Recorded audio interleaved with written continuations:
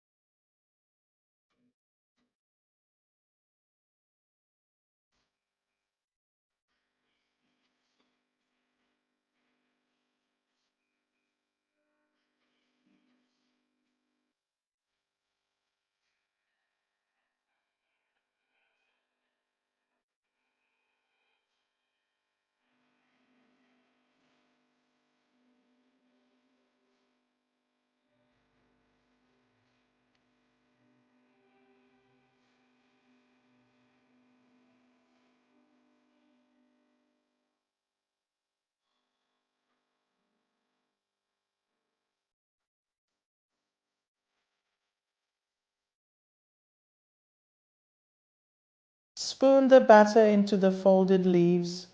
Seal them tightly and make sure there are no leaks.